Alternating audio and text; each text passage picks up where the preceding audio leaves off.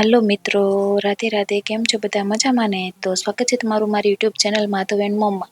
तो आज आपणे बनाववानुं छे सूप, जे आपणे डाइटिंग में आपणे उपयोग लई शकाय छे। तो एना माटे मैं छे ने टमेटा छे ने 7 થી 8 नंग छे ने धोईने लई लीधा छे।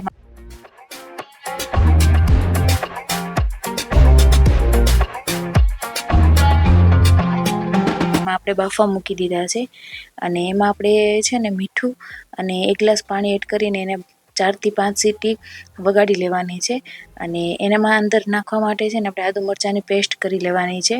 મેં તો થોડીક ઝાઝી બનાવી છે કેમ કે સ્ટોર કરીને મૂકવા માટે, બીજા પણ ઉપયોગમાં લેવાય ને એટલા માટે।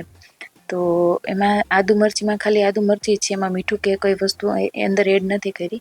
હવે આપણે ટમેટા છે ને બફાઈ ગયા છે અને હવે આપણે એમાંથી છે ને છાલ છે ને એ કાઢી લેવાની છે, જેથી આપણને છે ને પીવામાં છે ને આપણે આડી ન આવે।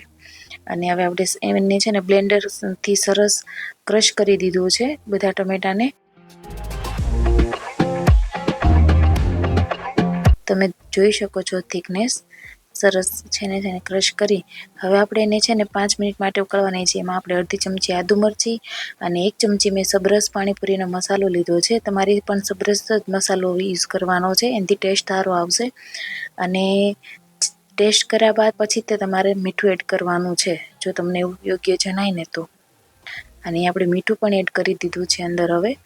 હવે આપણે એને છે ને 5 મિનિટ માટે છે ને ઉકાળી લેવાનું છે। અને સાઈડમાં મેં છે ને બટેકા પૌવા કર્યા છે, કેમ કે મને છે ને સૂપ સાથે છે ને પૌવા વધારે ભાવે છે।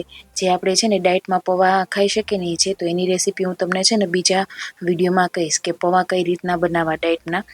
તો તમે છે ને આ સૂપને ટમેટો સૂપને છે ને પૌવા સાથે અને રાઈસ સાથે લઈ શકો છો, જે ખાવામાં બહુ જ મજા આવે છે। તમે જરૂરથી એક વખત ટ્રાય કરજો મિત્રો, અને કોમેન્ટમાં જરૂર જણાવજો કે તમને આ સૂપની રેસીપી કેવી લાગી।